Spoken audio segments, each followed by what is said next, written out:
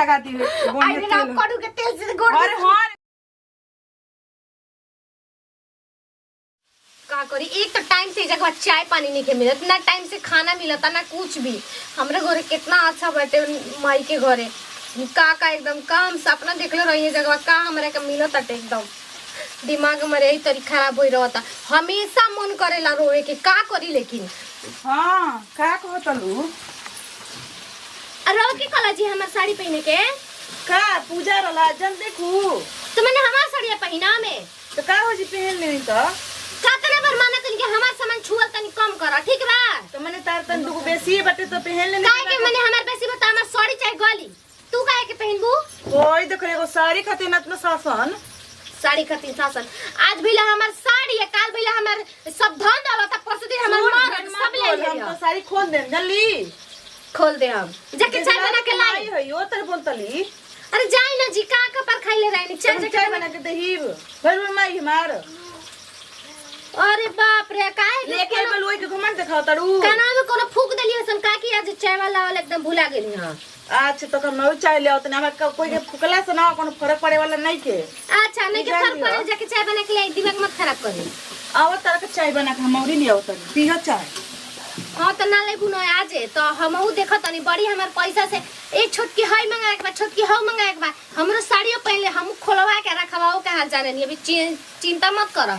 अब तना ना जुनो उनको से जो ना कहे ना दिमाग हमारे यही तरी पागल भई रहत है बेटे कि मैं करत धरत नहीं सुता रहती है 10 बजे ले आ आदमी के मैं बहरी भीतरी कुल करे के पड़त है आ ये मर्द खाली हमरा के परेशान कर के तो हम अलग हो जती एकरा चलते एकदम का करी मन तो करता न कि मन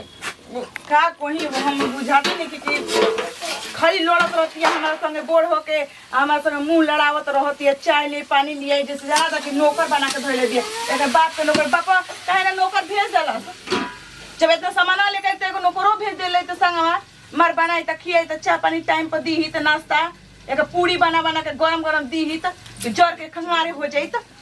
रही से एकदम हम परेशान हो गए के करे कबे से बोला तनी जी ना तोरा के करे के बोलब हम करत नहीं तब अपने के बोलम त माने कर तड़ू तो पूरा गांव के जने बुका अब पूरा गांव का जने नहीं अपने घर में बानी बोला मैंने अभी तक ले खाए ना बना ले आ जांग टूट गिरे खाए बनाए में सर सकरा है। अब ऐसे मत बोला जंगल टूट तो तू खा पाइबू मैं जंगल टूट जी तो हम ना खाए पाई लेकिन तार से सर सकरा ना बन सकता ना जब मैंने हमार मरो चल ड्यूटी कर दिन रहला तो तनी पूजा पाठ करे में देरी हो गेला तो बनाए में देरी हो तो रुक जो बना भगवान के खियाल खातिर तारे के टाइम मिल गेला आदमी के खियाल खातिर टाइम नहीं मिलते ऐसे ना बोले चाहिए भगवान के खियले बन ना तो सब कोई के फलवा मिली ठीक हां बुझात नहीं खे तू पूजा कर तो तोहरे के ना मिली कि हमारे के मिली बड़ाइल बड़ी देखा लड़ा मत जा अपन घर में अपन कुछ करा चाहे सूता हम बनाओ तनी तके परोस दे तनी खई हां बनाओ तनी तू तो परोस दे बस मांगे हाथ अब तो जल्दी बना के लाओ हो तो रोड़ी के बना के दे तनी और खाई एकरा के दे तनी और देख ना हम देखो नून है बेसी ओकरा के थरिया में डाल तनी मिर्च डाल तनी आज आधे पेट खाई की नहीं खाई देख खिवावा तनी तोरा के हम खाना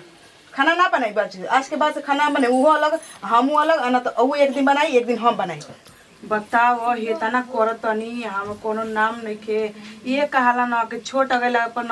शासन चलाए लगती से ना तो बोर्ड के दब के रहे के पड़ता घर में ये कोनो मतलब है उ नहीं के समझत कि हाँ बोर्ड से कैसे बातचीत करे चाहिए आ कैसे रहे के चाहिए लेकिन ना ओकर जैसे ज्ञान जनता हेरा गल बा कि भुला गल बा कि कौन चीज घमंड में अरे मम्मी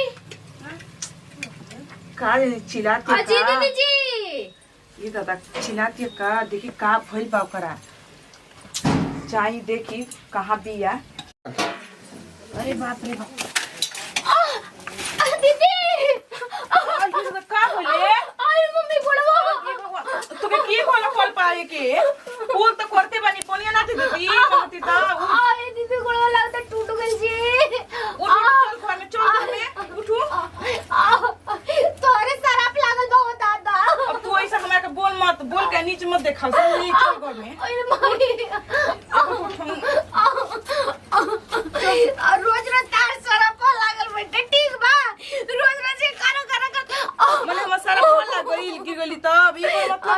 है चल धीरे चल आ बड़ा दुखाता रे दादा का करे अगर कॉल पर अरे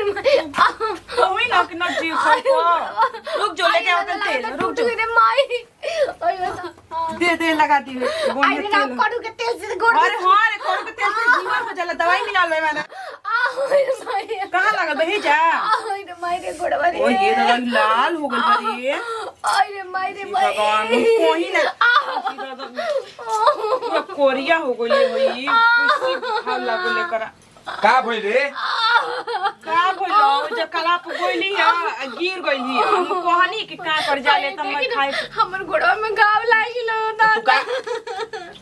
फिर अब त हमरा के लग फिर घर का घर बनैली सन हमरा के फिर आ काज कनी हमर एक तो गोड़ में दर्द होई बता रही न बोला भी अभी तोरा के कौन मना ना भइल ले जाके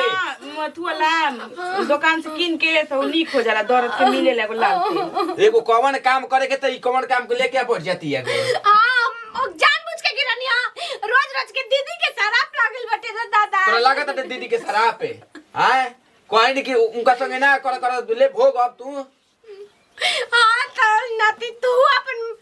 भौजाई ना पटी अब मारे तुरंत चल जल्दी यही पे अभी मर तेल से ना बोले के चाहिए अरे लिया चलो ना घर में बहुत दादा भी तू घरवा में लिया जाई ना काहे चिल्लाता नहीं बेकार के भाव लगल बटे एगो आप चिल्लाता नहीं मारा तो सकी मैं ले दे के बढ़ जाता तो कौन ये कहाला जैसन करनी वैसन भरनी पड़ी तू देखाओ तो लियो जैसे जहाँ तो लगे इतना अमीर घर के बेटी भी है ऐसे ना देत घमंड देखाओ तो लियो तो भगवान को ढेर दिन देखना गइल ऐसे देखा देला कि नाही कैसे बोला जाला कैसे बतिया जाला आ तू लंगटे बड़े अपना चची ने लंगटी होकबे का ऊ तो लंगटी बटलही भी तू लंगटी होकबे चल पैर पहनाई